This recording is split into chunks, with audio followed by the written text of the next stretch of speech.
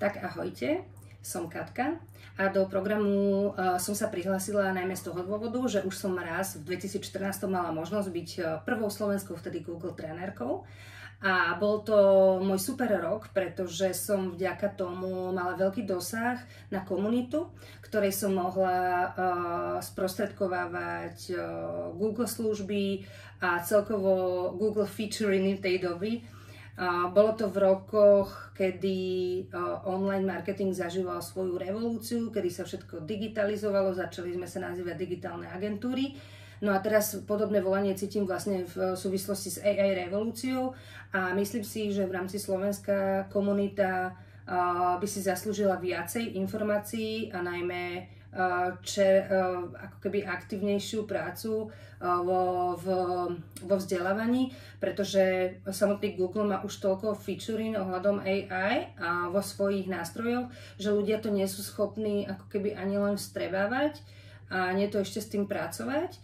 Takže rada by som vlastne takouto cestou prispela k komunite podnikateľov, s ktorými sa stretávam, ale aj študentov, s ktorými sa opäť stretávam po toľkých rokoch a priniesla im vlastne featuring v oblasti online marketingových stratégií a nástrojov, ktoré Google používa, ako ich prepojiť a teda s nejakým už ako keby zapracovaním AI týchto featuring.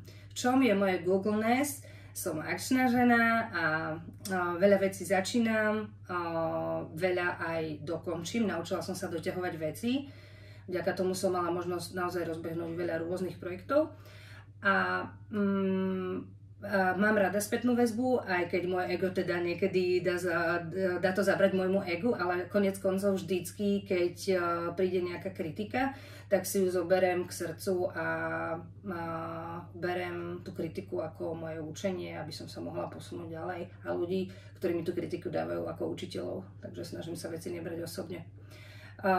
Budem rada, ak budem mať možnosť šíriť vlastne povedomie s Googlom, pretože už tak robím aj tak či tak, ale budem rada, pokiaľ budem mať možnosť to robiť s Googlom vďaka tomu dôvodu, že myslím si, že s Googlom by som mala väčší dosah na komunitu. Ďakujem.